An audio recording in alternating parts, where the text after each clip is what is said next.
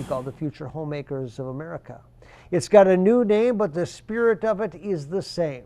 Develop leaders for the future of this country. They gather for a weekend conference. They come from all over. The common denominator, they want to be leaders. They want to excel. They want to create a sense of self-confidence that will carry into their adulthood. The Family, Career, and Community Leaders of America, at one time known as the Future Homemakers of America, is alive and well, taking kids that want to do something with their lives and providing a roadmap. As a sixth grader, most people would say that I was very shy. I've really evolved and become more of someone that's apt to speak out in front of a crowd or to give a presentation. I've presented to Senator Franken and Senator Klobuchar's offices. I've met 2 Nobel Peace Prize laureates and have been very involved within my community now, and I think that's because of FCCLA with the public speaking opportunities that it's given me. Yes, the shy and introverted Skylar Borkart changed his life. We want you to work on chapter plans for your timeline. There is so much that you can be involved in and learn about. We want the chapters to have strong plans for the next few months. Talk to your chapter to plan for your calendar.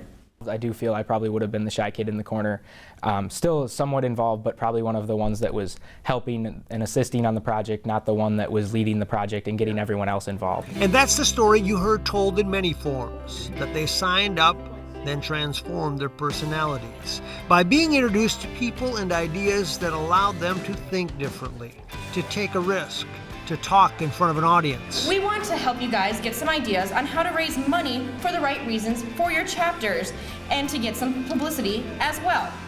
The mission of the organization hasn't changed a lot since 1945.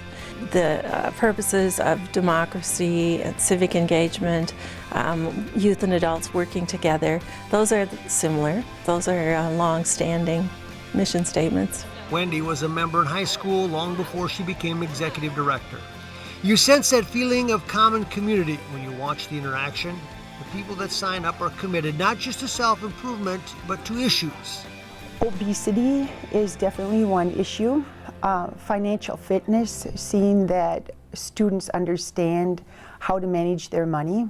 It was the obesity issue that struck a chord with one of her students. Olivia Wickland decided to do her part, creating a walking school bus to encourage exercise.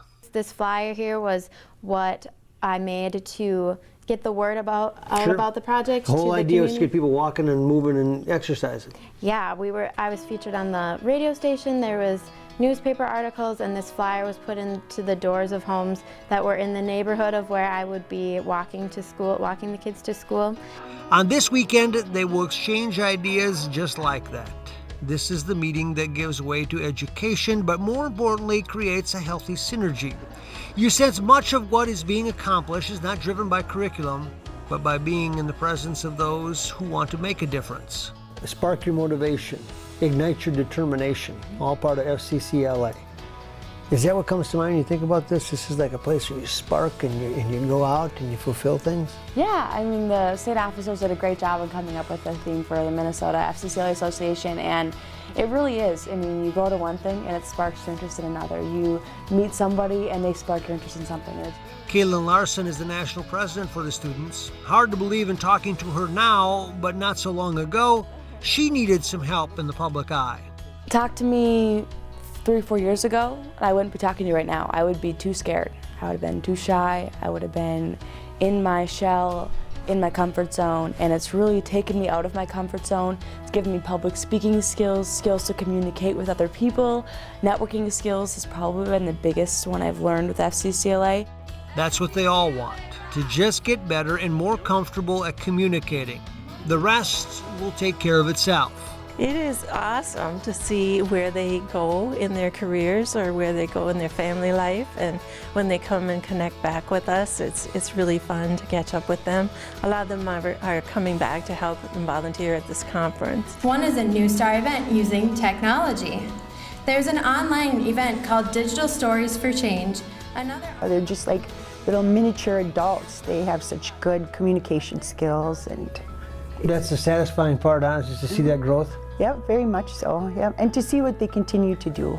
I think the best thing that'll come out of FCCLA is just an all-around, well-rounded leader and a well-rounded person.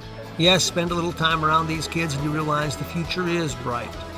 That they are committed to trying to make the world a better place. And that's why they tell the kids who are contemplating joining the group that it is indeed a worthwhile investment.